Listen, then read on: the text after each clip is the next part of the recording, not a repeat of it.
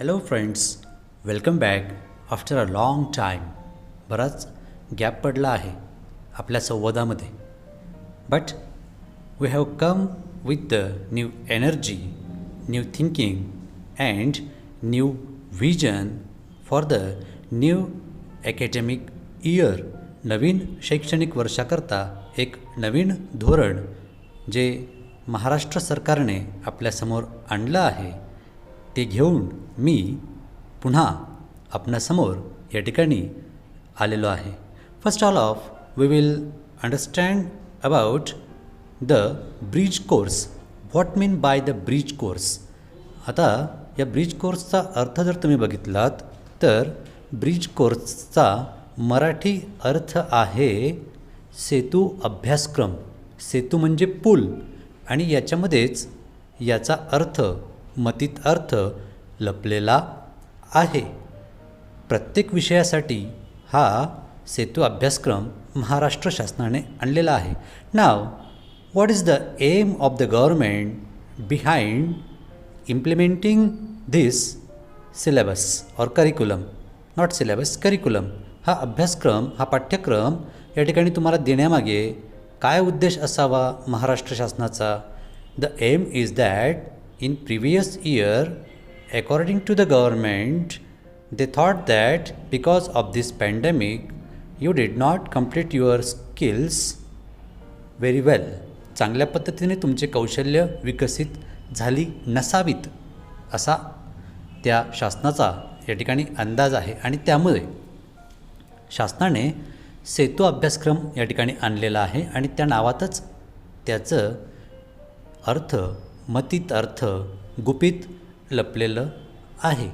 आणि मग मागच्या वर्षी जे कौशल्य आपले अपूर्ण राहिलेत तेही पूर्ण व्हावेत आणि चालू वर्षाच्या अभ्यासक्रमासाठी for the present years curriculum you should be prepare. तुमची तयारी व्हावी, तुम्ही तयार व्हावेत यासाठी या अभ्यासाचं प्रयोजन आहे.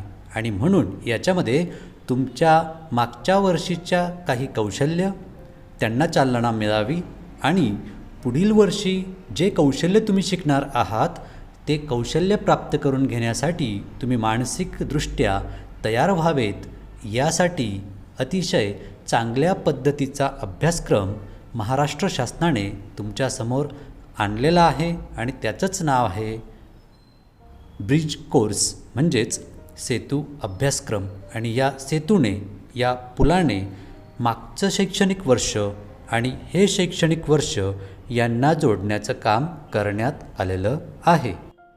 आणि विद्यार्थी मित्रहो, तुम्हाला जरी ही टर्म, हे शब्द नवीन वाटत असलेत तरी घाबरून जाण्याचं अजिबात कारण नाही. ब्रिज कोर्स किंवा सेतू अभ्यासक्रम हे तुम्हाला नवीन वाटत असलं तरी घाबरण्याचं कारण नाही. उलट या शब्दाचा आणि या पाठ्यक्रमाचा तुम्ही अर्थ समजून घ्या. आणि हा अभ्यासक्रम जर समजून घ्यायचा असेल, आपण त्या नावाचा अर्थ तर बघितलाच. ब्रिज कोर्स म्हणजेच सेतू अभ्यासक्रम म्हणजेच काय की मागचं वर्ष आणि हे वर्ष यांना जोडण्याचं काम या अभ्यासक्रमातील कौशल्यांनी केलेलं आहे. आता प्रश्न उरतो तो हा पाठ्यक्रम कसा आहे. या पाठ्यक्रमाची किंवा ह्या अभ्यासाची रचना कशी आहे ते समजून घ्या. ह्या अभ्यासाची रचना जर का तुम्ही एकदा समजून घेतलीत तर तुम्हाला हे समजण्यासाठी अगदी सोपं जाईल. And if we speak about the English subject, जर आपण इंग्रजी विषयाबाबत बोललं तर the structure of the worksheet और this study is generally as follow.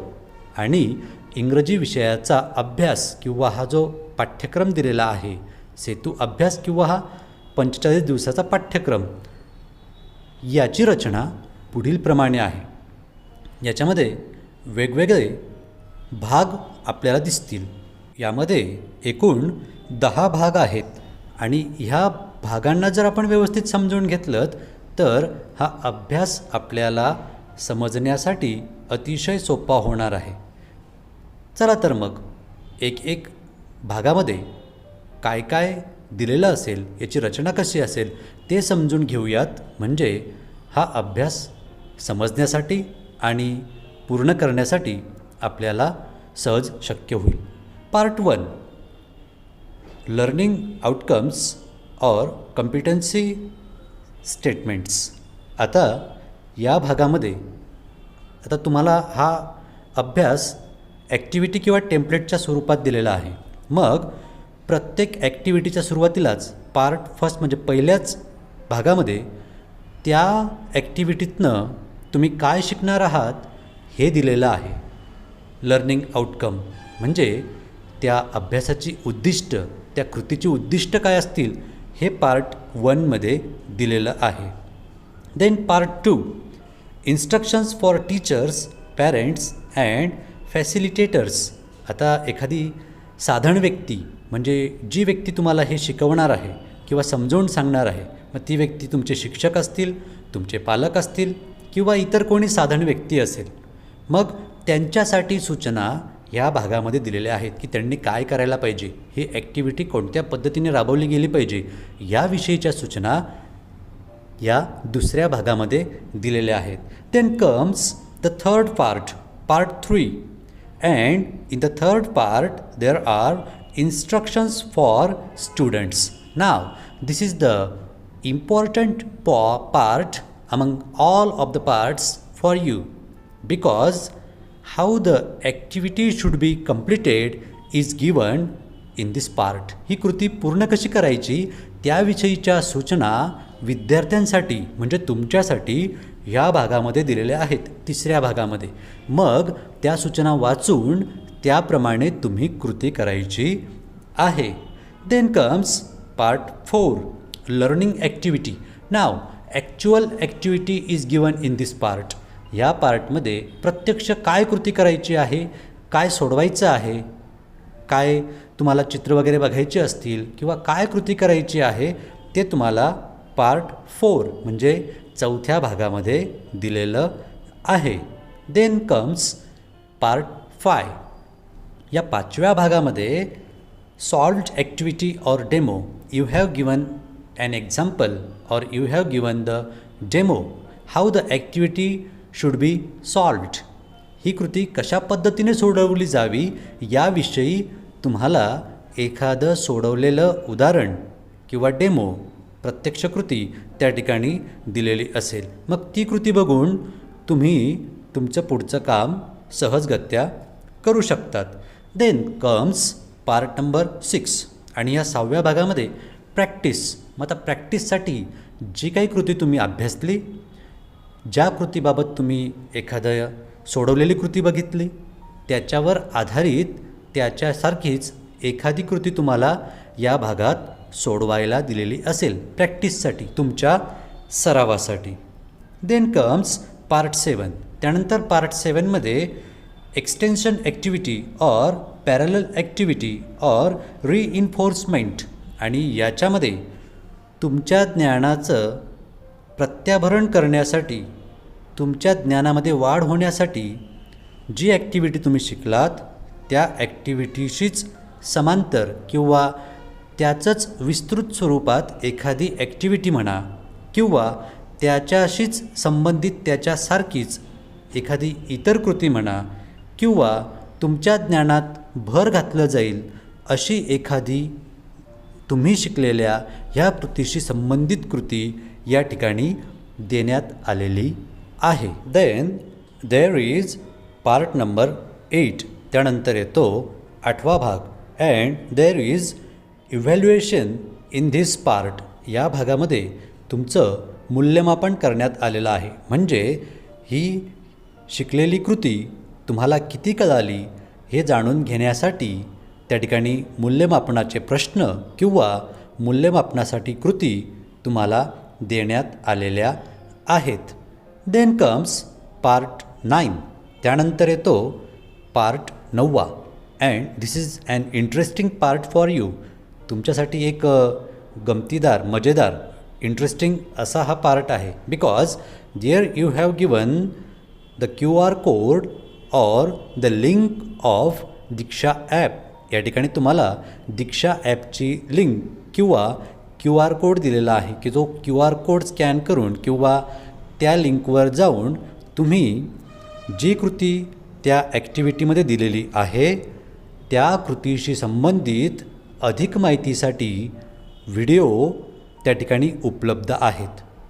तुम्ही शिकलेल्या कृतीसंदर्भात तुम्हाला अधिक माहिती मिळावी म्हणून त्या ठिकाणी दीक्षा ॲपची लिंक इतर उदाहरणादाखल इतर व्हिडिओ तुम्हाला बघता यावेत त्या कृतीशी संबंधित यासाठी या भागामध्ये लिंक्स दिलेल्या आहेत, त्या बघा आणि त्याच्यामुळे तुम्हाला ती कृती समजण्यास अधिक मदत होईल, सहाय्य होईल, ती कृती तुम्हाला सहज समजून घेता येईल.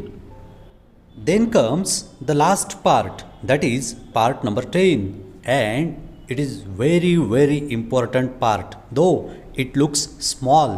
जरी यातले कृती किंवा हा भाग तुम्हाला असं वाटलं की एकदम छोटा आहे, सोपा आहे, but it is the most important part of the whole activity. संपूर्ण कृतीमधला हा महत्त्वाचा भाग आहे, because it is the output of the activity. त्या ॲक्टिव्हिटीचं ते आउटपुट आहे, उद्दिष्ट आहे.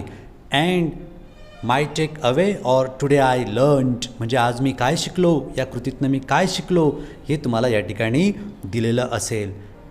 आणि या ठिकाणी दिलेले जे काही उद्दिष्ट आहे ते जर पूर्ण होत असतील, तुम्ही स्वतःलाच विचारा, तुम्ही तुमचे स्वतःचे मूल्यमापन स्वतःच करा, इतर कोणाला सांगू नका, म्हणजे तुम्ही ते मूल्यमापन योग्य पद्धतीने करणार. आणि यामध्ये असलेल्या कृतीचं उत्तर जर हो असेल की हो मी हे शिकलो, तरच पुढच्या कृतीकडे वळा. आणि जोपर्यंत तुम्ही ही कृती शिकत नाहीत, म्हणजे पार्ट 10मधल्या जे काही प्रश्नांची उत्तर आहेत किंवा पार्ट 10मधल्या ॲक्टिव्हिटीज तुम्ही शिकलात असं तुम्हाला वाटत नाही, तोपर्यंत ही ॲक्टिव्हिटी तुम्ही रिपीट करा, ही शिका आणि मगच पुढच्या ॲक्टिव्हिटीकडे वळा. कारण या ॲक्टिव्हिटीमध्ये तुम्ही संपूर्ण ॲक्टिव्हिटीतनं, या पार्टमध्ये तुम्ही संपूर्ण ॲक्टिव्हिटीत काय शिकलात हे त्या ठिकाणी दिलेलं आहे. आणि ते जर तुम्ही समाधानकारक शिकलात तरच तुम्हाला तुमचं मन हो म्हणेल, म्हणजे तुमचं उत्तर हो असेल आणि मग तुम्ही पुढच्या भागाकडे वळू शकतात. But students, remember one thing, all the activities should be solved by your self, only on your self, with the help of you. तुम्ही स्वतःच्याच मदतीने हे सर्व कृती स्वतः करा, तरच तुम्ही शिकाल आणि तरच तुम्ही खऱ्या अर्थाने शिकलात असं समजा. समजलं नाही तर थोडंफार विचारायला हरकत नाही कुणाला, तुमच्या शिक्षकांना, पालकांना, भावा बहिणींना, कोणालाही विचारा, पण तुम्ही स्वतःच आधी सोडवण्याचा प्रयत्न करा.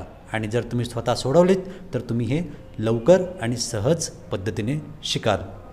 So now I think you understand all about the bridge course. आता तुम्हाला इंग्रजी विषयाच्या ब्रिज कोर्सबाबत सगळी इत्थंभूत माहिती मिळाली.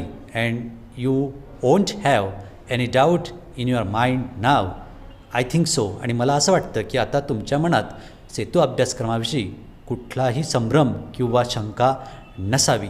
So all the best for your bridge course. तुमच्या सेतू अभ्यासक्रमासाठी तुम्हाला हार्दिक शुभेच्छा.